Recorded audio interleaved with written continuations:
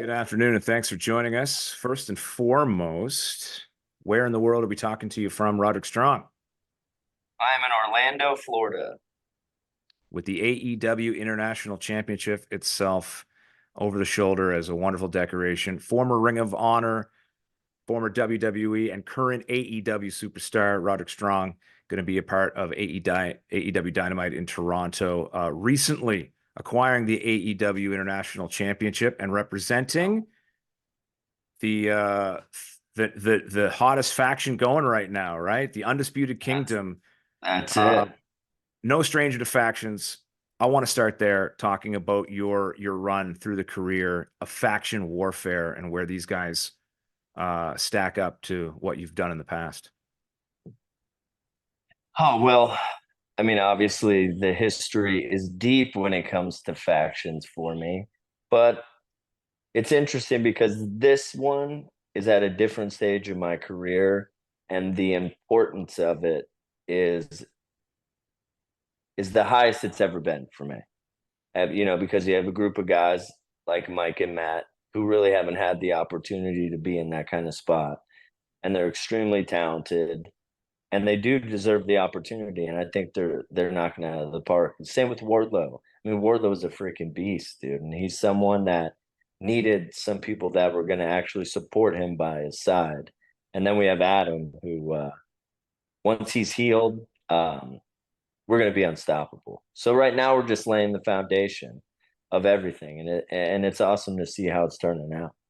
Talk about the difference in positioning and this run that you're on, and the importance of right now, now that you've got gold around your waist, and how that changes things from a character perspective and your standing in the company and where you're at personally with your career.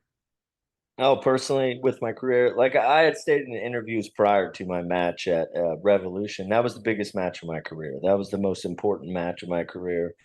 Not only to show the fans, you know, who I really am in the ring, but for myself, because coming off of an injury, I didn't wrestle as much as I usually would in the past years. So for me, the importance of getting to that match and dominating the match in the way I did, you know, not only showed the fans, but helped with my confidence, because that's something that, Orange had set a huge precedent for the title and all the champions, before and in the middle of his two reigns of the importance of the international title. And that's something I take extremely serious, and I'm ready to raise the bar. There's a lot of talk about how many different championship titles there are under the AEW umbrella. So maybe you can speak to how much of an internal competition or internal motivation there is to do just that. You've got the international title. How much do you want to elevate it and make it stand out to all the other championships that there are in AEW? And do you find that all the champions going to have that little competition going? Oh, 100%. Why wouldn't you? Everyone wants their title to be the most important title, no matter which one it is. Anybody that holds the tag titles want those to be at the forefront of the company, even, if technically the heavyweight title is the goal for majority of the people in the company. Like for me, the international title was my first goal and the most important goal, because that, when you become the champion, that now you have to put your working boots on, and you're going to have to go out there and give it your all every single night. Not like I ever have a problem doing that, but yeah, it's one of those things that, following in the same footsteps, but taking bigger strides is my goal with this, and defending against anybody and everybody, no matter where they're from. It doesn't matter to me. I want the toughest competition. You talk about putting your working boots on, and anybody who's followed your career knows that you were one of the best to lace up the boots and do it from a professional wrestling standpoint. I want to talk a bit about the other side of the coin because you've had haters, but you've kind of, in recent times, I think, shutting them up. You talked about your injury, you talked about Adam's injury. That created a necessity of content creation that was outside the ring. You talk about these vignettes that led to the formation of the Undisputed Kingdom and this iteration of Roderick Strong's character, the name yelling and all the fun you guys had to do in vignettes. For those that have said, well, Roderick Strong doesn't have the character, he doesn't have that charisma.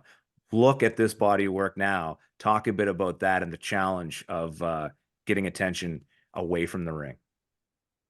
What's funny is that was a lot of the emphasis of why I came to AEW, is the opportunity to continue to expand on just that character, being put in different situations that would create the opportunity to show more of that side of me. So, I mean, it literally was like the most fun I've ever had because it was so outside of the box per se for me. But, you know, through my experiences prior to coming here, it really opened my mind and, you know, allowed me to become more vulnerable in these situations. And that is something that I learned from Sean, and Hunter. It just, vulnerability is key with this. Like if you can, if you guard yourself and protect yourself, which was something I was doing for the longest time. I just wanted people to respect my work, my in-ring work. Like that was always been like the number one thing that's been important to me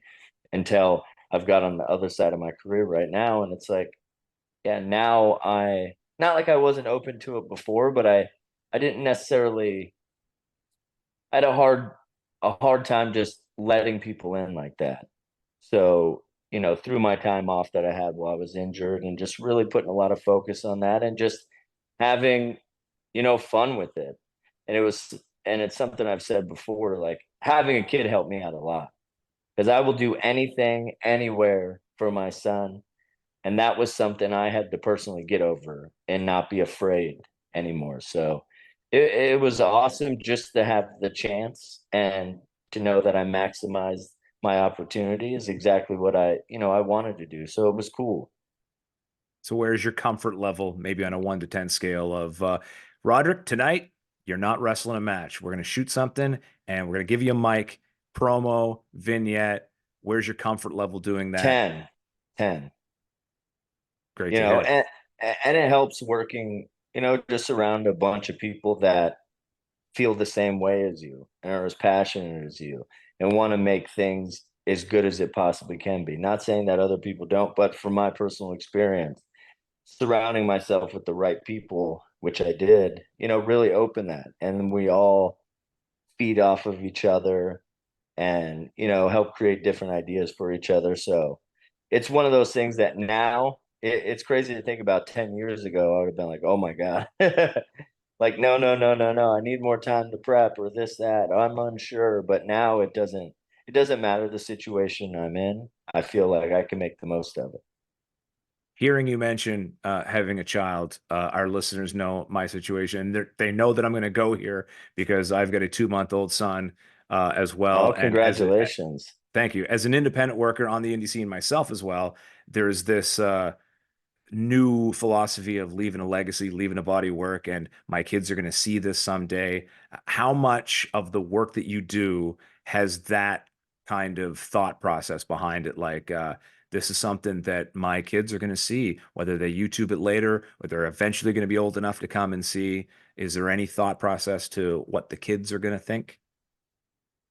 Uh, a little, but not. I mean, I've always, the big thing for me is to show them effort, continued effort. Even if you're doing something you don't want to do or you're not, it's just the necessity of hard work and giving your all.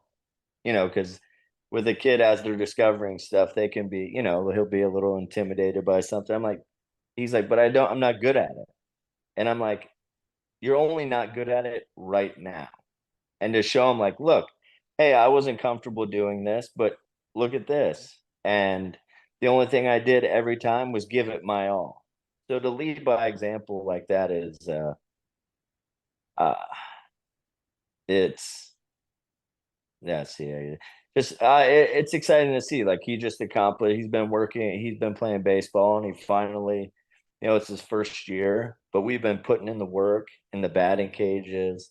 Me tossing the ball to him in this last game. He went 2 for 2 at 4 RBIs. He played great, and just to see like his reaction to his work uh was amazing. So yeah, I think about it. It's more continuing to be who I've always been, and never get, you know, comfortable per se. Those are responsible goals and to mature ones for sure.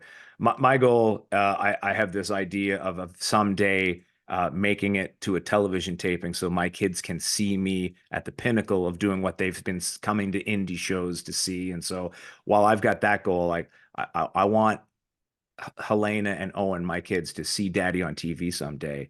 What's your son's reaction been to seeing Daddy on TV? Is he into it? Is he proud? Uh, Is he like, oh, that's weird? How's the reaction? oh, he's actually just been around it ever since he was a baby. Like what, when I was with WWE, he would come on the road with me and my wife. Like he was around it all the time. So no, he absolutely loves it. It's interesting because that's the precedent. Like from his perspective, I've been on TV always. You know what I'm saying? Since he's been born, I've been on TV, and he's been on TV with me and stuff like that. So, it's a thing to be expected. It'll be interesting when that time eventually comes when I'm not, and to see how he reacts to that. And like, okay, this is life after that. So it's going to be interesting, like thinking about it like that. But that's awesome for you personally as a goal. And, they get to see, like, that's something I wish my son could have had a little bit of, watching me do the work to take it to the next level. I mean, I'm obviously trying to do that now still, but it's just different. You know what I'm saying? When you're on the indies and you're grinding and you're trying to create that opportunity for yourself is a whole different ball game than being on TV and just trying to get opportunities to stay on TV. It's just a whole different world. So he loves it though. So he's yeah, he's always like, Dad, I'm gonna be a professional basketball player and a pro wrestler. I'm like, all right, we'll see. Following in the footsteps. That's a little pride-inducing moment for sure. And Oh that's yeah. another reason my daughter used to think it was cool. Used to think it was cool, but has been to enough shows that she's like, do I gotta watch Daddy wrestle again? And so How old is she? she's 10, so there's a Mm, big gap between the two. yeah. But my goal was born out of hearing her video chat with her cousin in Alberta across the country, and the cousin was more excited about uncle as a wrestler and asking questions about a show, and her words were, "He's not a real wrestler. He's never been on TV." Oh, Oh, so that immediately kind of cemented that want of a goal. And so that's been the pursuit since. So kind of the opposite side of the coin from where you're at now. Um, so if you know anybody. Anyway, yeah. to what you were saying about the levels to this game, it kind of reminds me of the Undisputed Kingdom situation creatively, where they're going for all the gold, they're taking over. Uh, may draw comparisons to another faction in WWE that have been running the show, taking over. Can you speak to similarities, inspirations, and differences between the two very different factions doing very different work in that same vein of taking over and controlling it all? Yeah, I mean, obviously the players in the game are different, and the way we're going about it is slightly different. But the cool thing about this is because there's, a past of that, it can have some influence, but it's just inspired new ideas and new ways to go about things. It's just weird sometimes to take from your past for the present, but no, and it's one of those things where, like I was saying before, those guys like Mike and Matt haven't had the opportunity to be in that situation. Like, me and Adam have, and to be able to, achieve the same goals, but with different people and bringing them up with us is the thing that I like the most about it, because, you know, it's just it's literally, it's such a brotherhood. It's awesome. Like how much we work together, how much we talk, how, and that's one of the things that is the same, I'll say. And through any of the successful factions or groups, that I've been in, that has always been a key, is communication, constant, and real time taking care of things. And when ideas come up, it's like, okay, boom, everyone's kind of involved in it's fun. And that's probably the biggest thing that I've taken from my past, is just communication is key. And the more you do communicate and the more you dive into it, the more, everyone feels a part of it and they can help it grow, together, instead of, everyone kind of individually being out for themselves. That's the nature of the wrestling business anyway. There's so much teamwork and trust in the other person, and it is a community effort to get a match over, to get a storyline over. And it's something that a lot of people might not realize, is that the dance, if you will, of wrestling is so collaborative. Nothing's going to work if it doesn't have a team behind it. So hearing that that's your philosophy is really cool. Being as you've been around the block, you and Adam both in multiple companies, you've been across the border here in Canada a lot. So when it comes to Canadian fans, is there really a difference? Because I know there's cliches of, oh, the Canadian fans, there's bizarro world, the Canadian fans are this and that. And when you're not trying to get a pop, when you're breaking it down honestly, is there that much of a difference between what you expect when you come across the border and what you experience elsewhere? I think, yeah, one, they don't see us as often live and in person. So there's a different intensity there based off of that. But just, yeah, Canadian fans are more intense, I feel. It's very similar to like going over to the UK. There's just, a care, a want. Like, I think wrestling happens so often in the States that, like, sometimes it's kind of like, oh, okay, this is just another show that we're going to. But when we go to Canada, it's like, okay, they make it feel like a bigger deal than maybe we perceive it to be. So there's an added little, there's a little bit more fuel to the fire, and it makes everyone, step up their game even more, even though everyone just goes out there and gives their all every time. But yeah, there's a there's a big difference. We appreciate hearing that from an American wrestler, because we know the Canadians on the AEW roster get a little something extra in their step when they come home and they work. AEW has been very good to Canada, from the Forbidden Door pay-per-view to these multiple tours and lots of TV. So it seems like Tony Khan and the company as a whole see value in coming up here, which we as fans appreciate. So I have a couple more questions in regards to the character of Roderick Strong. I'm a little disappointed in seeing you today, because I wanted to be a mustache aficionado and Uh, compare. Is it still a oh, little yours. longer than the rest? Okay. The Yes, video yes, yes. made it seem like it Well, was all evened out. You still got the stash. oh no, oh yeah. Well, what happened was a botched shave job.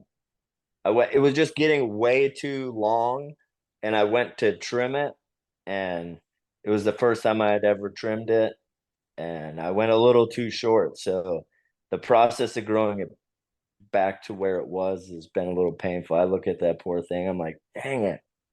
Like 2 months ago it was so thick and no way more noticeable. But yeah, once I trim this down, you can see it.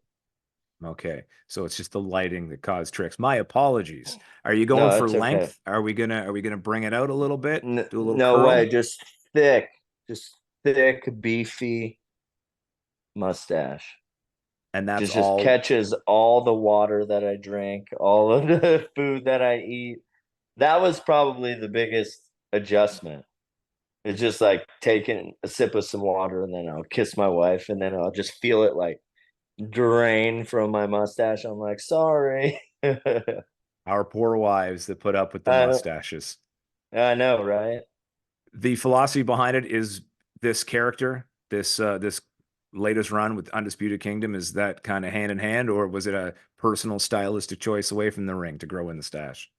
Well, it was a joke I just did it one day, and I was hoping to get a big pop from my son, and I wanted to see what my wife thought.